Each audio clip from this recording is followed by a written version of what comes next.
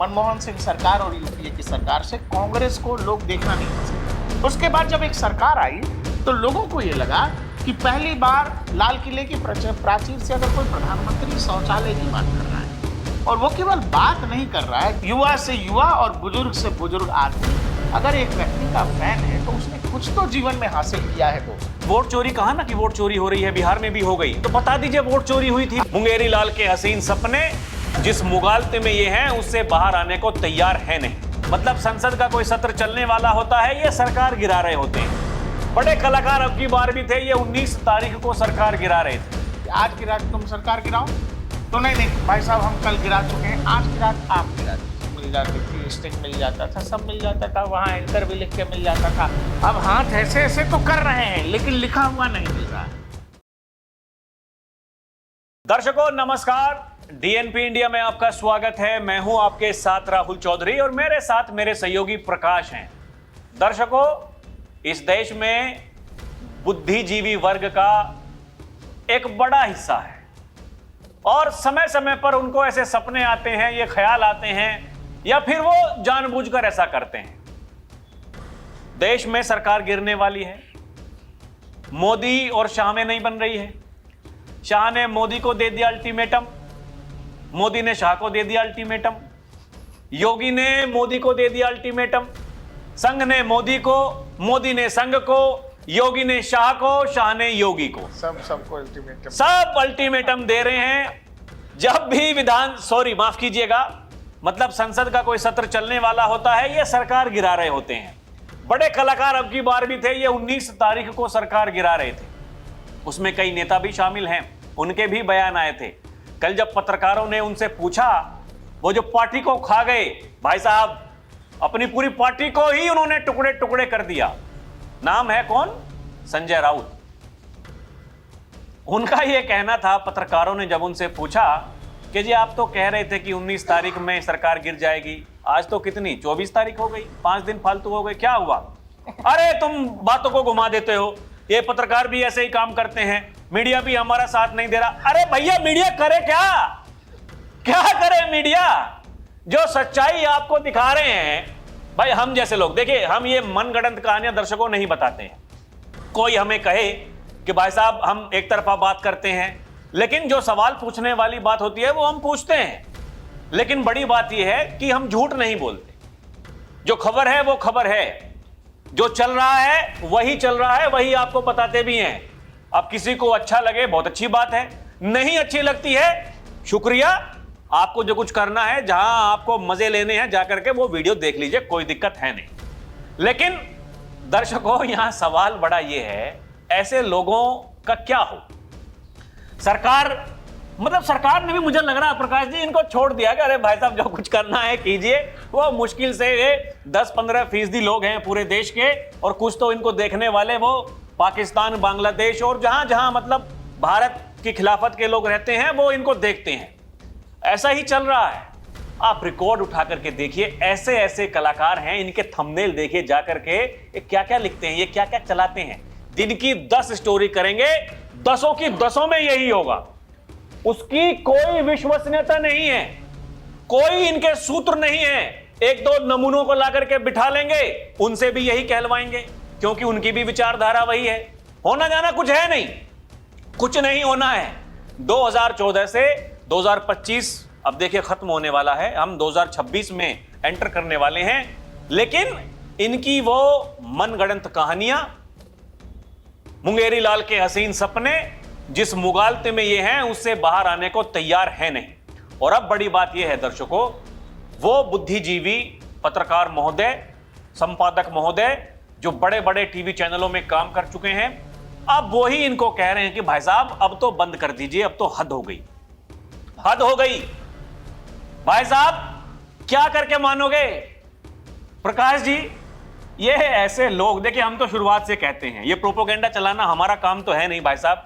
हम तो जो हकीकत है वो आपको बताते हैं, जो हकीकत है वही आपको बताते हैं। लेकिन ये लोग जो डेली सरकार गिरवाते हैं और फिर ये अब आपस में लड़ने लगे हैं, इनका यही काम है।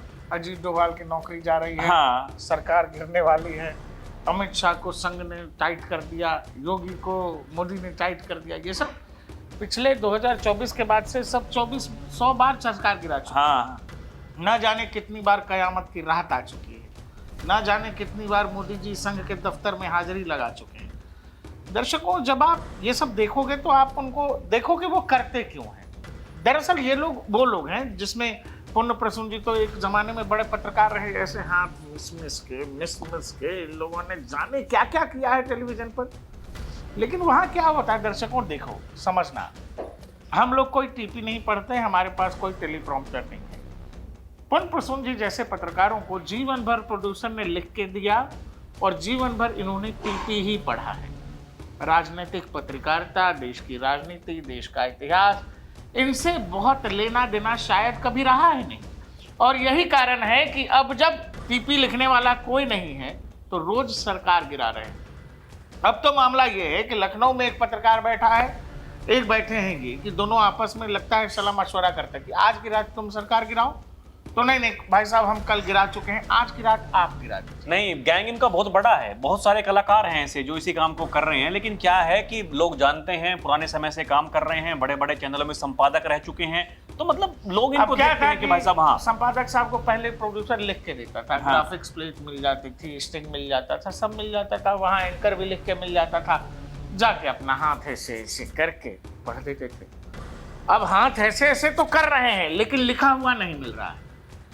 अब सवाल है कि यहाँ जो भरा हुआ है वही बोलेंगे। अब मैं आपको अपना एक निजी किस्सा बताता हूँ।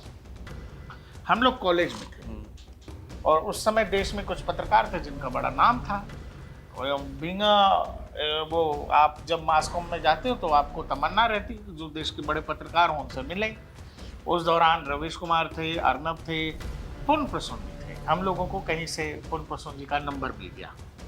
हम लोगों ने हमारे कॉलेज के उसमें लाइब्रेरी में बैठकर पुण्य प्रसून जी को, हम लोग 4-5 लोग थे और हम लोगों ने उस समय प्रसून जी आज तक में थे, हम लोगों ने कॉल कर दिया।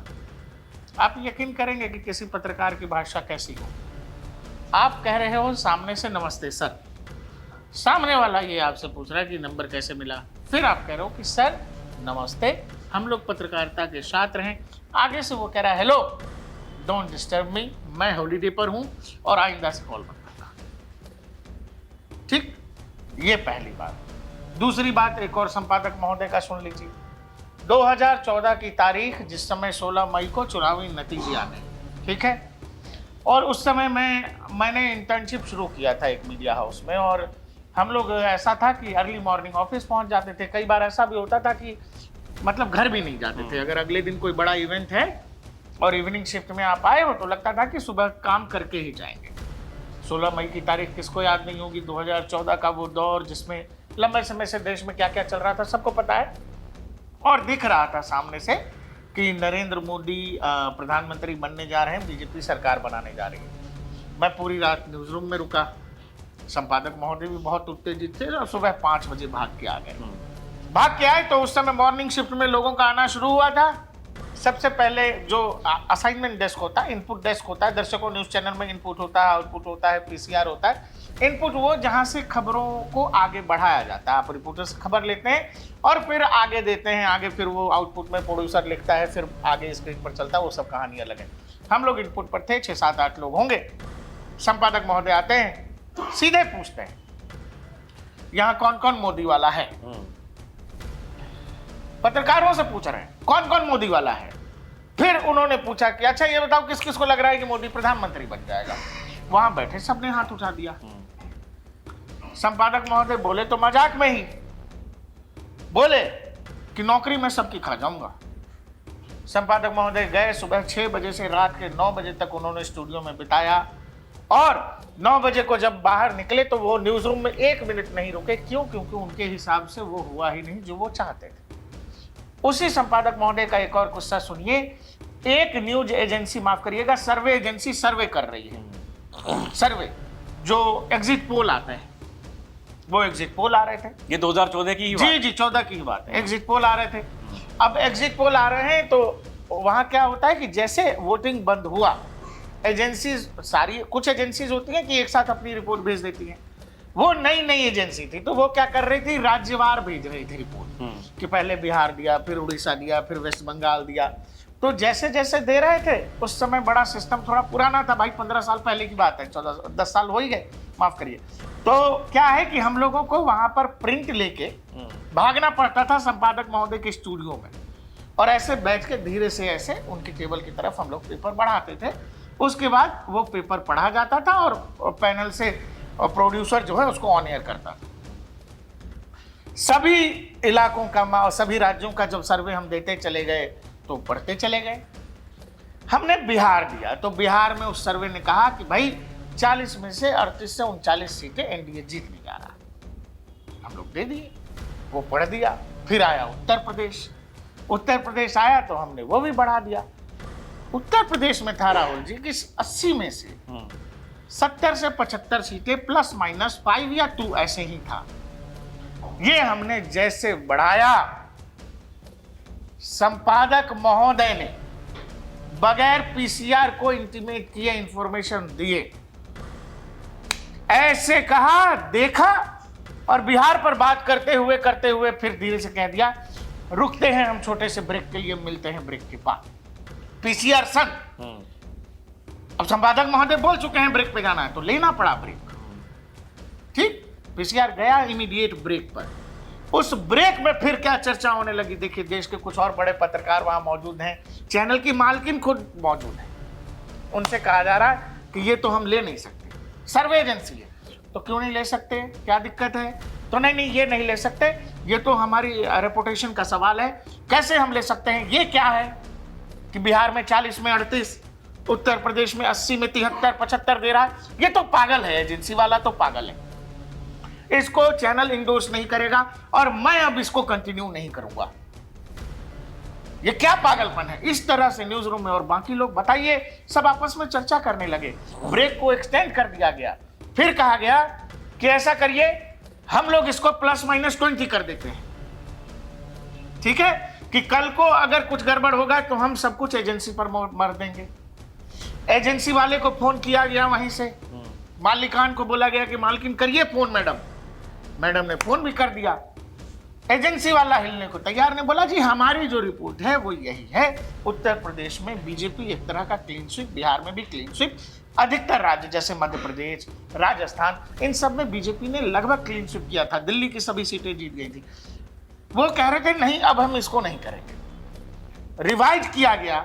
उत्तर प्रदेश के डाटा को इन लोगों ने, जो एजेंसी ने दिया था वो नहीं चलाया, उसको डॉक्टरेट किया अपने हिसाब से प्लस माइनस, ये आंखों देखा है, और फिर चलाया, संतुष्ट हो गए। नतीजे आए तो क्या रहा, ये वो दुनिया ने देखा। बड़ी बात तो इसमें यही है ना प्रकाश जी कि देखिए जो जनता जनार्दन का जो आशीर्वाद है, जिस भी इंसान के साथ में जनता खड़ी हो गई वो खड़ी हो गई। आपका दिमाग कुछ अलग कहता है या फिर आपका दिल कुछ अलग कहता है, आप उसके हिसाब से उसको प्रस्तुत करेंगे तो ये नहीं हो सकता है। और हाल फिलहाल हमने यही तो देखा है भाई, 2024 के लोकसभा चुनाव। अब देखिए बड़े लोग ऐसे हैं जो सर्वे एजेंसीज पर ये सवाल उठाते हैं, वो तो ये कहते हैं कि ये बीजेपी की एजेंसीज हैं। 400 पार करा दिया था 2024 के लोकसभा चुनाव में, लेकिन नतीजे कैसे आए नतीजे? उसके बाद में जो नेता विपक्ष राहुल गांधी, वो कई बार सवाल ये उठा चुके हैं कि देखिए अब क्योंकि चुनाव आयोग बीजेपी को जितवा रहा है तो सर्वे एजेंसी जहां हमको जिताती हैं, चुनाव आयोग जिता देता है बीजेपी को।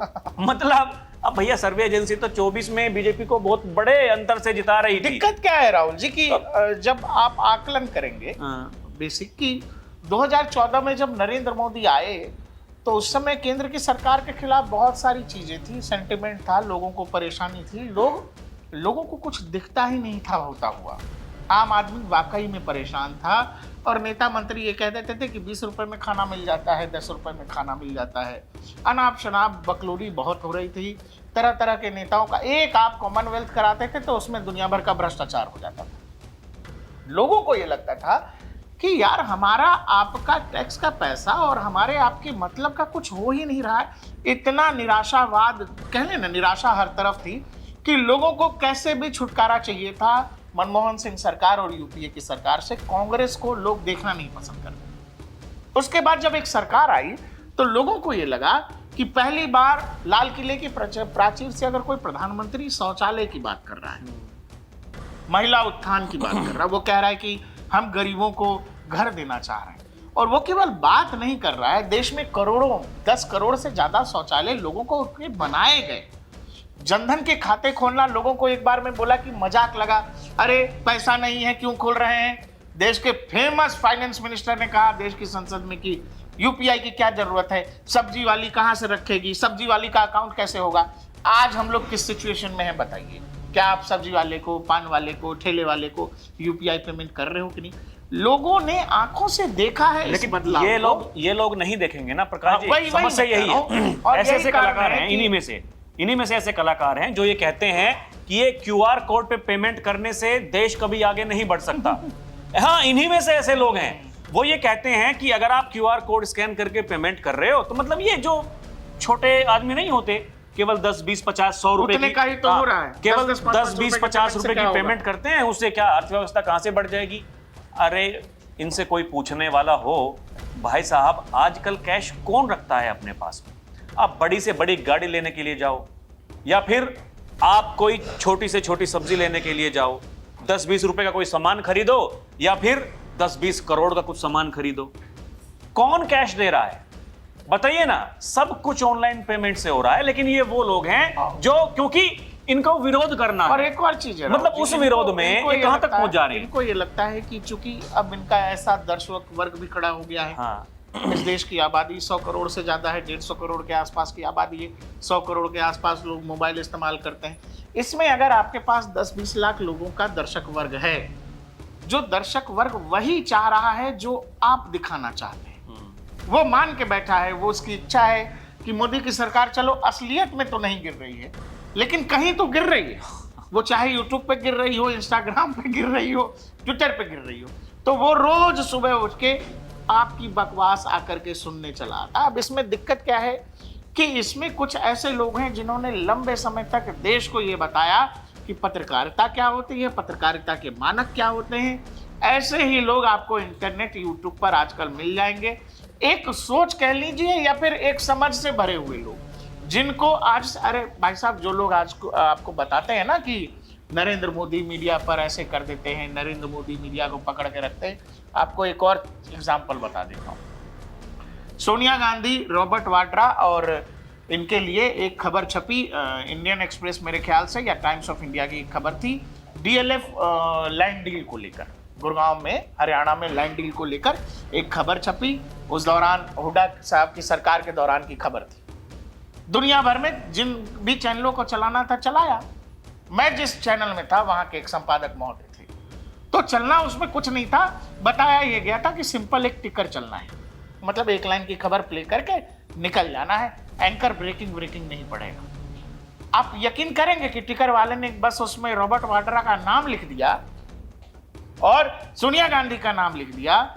इस पर उस टिकर वाले की कितनी धुलाई हो गई न्यूज रूम के अंदर कि आगे से इस तरह की कोई भी खबर जब आएगी तो आप बात करेंगे, आप पूछेंगे, आप बिना पूछे ऐसे नहीं चला सकते।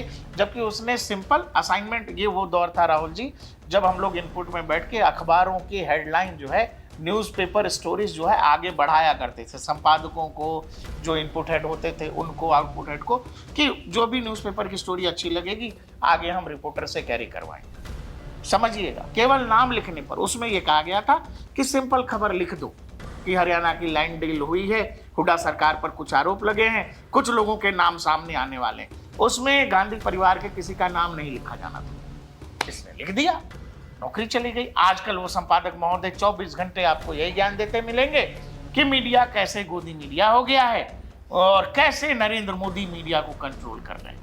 हमने मीडिया को कंट्रोल करता इन संपादकों को ऐसा देखा है दर्शकों कि ये लोग, कोई इंडिया टीवी में बैठा है, कोई न्यूज़ 24 में बैठा है, कोई IBN 7 में बैठा है, कोई जी में बैठा है, और ये चौकड़ी मिलकर ये तय करती थी कि किसको कहाँ नौकरी मिलेगी, किसको कहाँ नौकरी नहीं मिलेगी। शाम के 6 बजे, 7 बजे, 8 बजे के प्राइम टाइम में किस विषय पर बहस किया जाएगा और किस विषय पर बहस नहीं किया जाएगा। आज वो दौर नहीं है और इसी बात का दर्द लिए ये घूम रहे हैं, क्योंकि उस दौर में जिस दौर में इनको लगता था कि ये मीडिया चला रहे हैं, देश की दिशा, दशा और देश की समझ ये तय कर रहे हैं, आज देश इनको पूछ ही नहीं रहा है। इनका असल दर्द ये है। हाँ, ये जरूर है, इंटरनेट के दौर में इन्होंने 10, 20, 25 लाख, 50 लाख लोगों का ऐसा झुंड तैयार कर लिया है जो इनकी ही तरह सोचता और इनको देखना जानना चाहता है। हालांकि एक बड़ा वर्ग वो है जो केवल इनकी मौज लेने जाता है, केवल इनका दर्द देखने जाता है कि भाई आप ये चाह रहे हो, आपके चाहने से देश का जनादेश तय नहीं होता है। 2014 से लेकर आज 2025 हो गया, हम लोग 2026 में जाने वाले हैं। इन लोगों के सोचने का तरीका आज तक बदला ही नहीं है कि आखिर एक व्यक्ति बार बार चुनाव क्यों जीत रहा है। अगर उसके साथ जनमत नहीं है, जनादेश नहीं है और आप ही सबसे समझदार हैं जैसा कि आप क्लेम करते हैं, तो फिर ये व्यक्ति पिछले 25 साल से एक राज्य यानी गुजरात में रहा तो सीएम रहा, दिल्ली में है तो प्रधानमंत्री है, तो कुछ तो इस व्यक्ति ने अर्जित किया है, कुछ तो ये व्यक्ति है जो देख पाता है, जो कर पाता है। और इस देश की जनता, आप किसी भी राज्य में कोने में चले जाइए, युवा से युवा और बुजुर्ग से बुजुर्ग आदमी अगर एक व्यक्ति का फैन है तो उसने कुछ तो जीवन में हासिल किया है दोस्त। बावजूद इसके अगर आप इंटरनेट पर रोज सरकार गिरा रहे हैं, रोज मंत्रिमंडल का इस्तीफा करवा रहे हैं, रोज चंद्रबाबू नायडू और नीतीश कुमार से शपथ वापस दिलवा रहे हैं। अरे भाई, बिहार चुनाव के नतीजे आने के बाद कितनी बार नीतीश कुमार और तेजस्वी की मुलाकात करवा चुके हैं। हाँ, करवा चुके हैं, और इसी बात को लेकर के कि दोनों आपस में फिर से मिल जाएंगे। हाँ। और वहां पर बीजेपी सरकार में नहीं रहेगी। तो ये आप देखिए, मतलब किस तरह की बातें की जाती हैं दर्शकों। और जो मूल समस्या है वो इस बात से है कि इस देश में क्या हो रहा है। और अब इन लोगों को ना सच्चाई से कोई लेना देना नहीं। अब ये लोग परोस हो रहे हैं जो दर्शक वर्ग इनसे देखना चाहता है। हाँ, वही जो हमने कहा कि 10 से 15% हाँ। जो दर्शक वर्ग है वो इस देश की मैं बात कर रहा हूँ। बहुत सारे ये क्लेम किया जाता है कि जो आसपास के देश हैं जो भारत को नहीं चाहते हैं, भारत को अच्छा नहीं मानते हैं, वहां से लोग उनको देखते हैं और कहते हैं अरे देखिए ये तो पत्रकार हैं, भारत के ही पत्रकार हैं। और उनको इन्होंने बता दिया है कि मोदी वोट चोरी कर लेता है, मोदी जबरदस्ती चुनाव मतलब चर्चाएं यहाँ भारत की चर्चाएं वो पाकिस्तान में होती हैं, बांग्लादेश में होती हैं, ये सब कुछ चल रहा है। और दुर्भाग्यपूर्ण ये है आज भी इस विषय पर लोग बहस करवाते हैं अपने शो में और ये कहते हैं कि बांग्लादेश में अगर एक हिंदू मर गया तो क्या हो गया, वहां फिलिस्तीन में 70,000 मुसलमान मर गए थे, तब तो आप अपने घरों से नहीं निकले थे विरोध प्रदर्शन करने के लिए। मतलब समझिए दर्शकों, समझिएगा, वो क्या हिंदुस्तानी है उसके लिए जो इतना तांडव यहां पर करा रहे हो अपने देश में। बीजेपी और संघ वालों को लेकर के चर्चा थी और जो बीजेपी के प्रवक्ता थे वो तो ये कह रहे थे, तो आप क्या चाहते हैं, क्या हिंदुस्तान में भी पाकिस्तान बना दें, बांग्लादेश बना दें, यही चाहते हैं? 57 कंट्री पहले से ही हैं, क्या चाहते हैं? देखो, मंशाएं तो वही हैं, चाहे वो पाकिस्तान हो और बांग्लादेश। ये एक सिरदर्द बन गया भारत के लिए। बांग्लादेश को भारत ने आजाद करवाया, भारत ने बांग्लादेश बनवाया, लेकिन वहां से भी उसी तरह की चिंगारी सामने आ रही है। क्यों मारा जा रहा है, किस लिए मारा जा रहा है? कोई और ईश निंदा वगैरह, कोई ये सब खामखा का ड्रामा है। केवल इसलिए मारा जा रहा है क्योंकि वो हिंदू है। और कल योगी आदित्यनाथ ने यही कहा विधानसभा में, कोई यहां बोलने को तैयार नहीं है। वहां गाजा पट्टी में जो कुछ हुआ, यहां झोले लेकर के लोग संसद में पहुंच गए। यही तो दुर्भाग्य है इस देश का।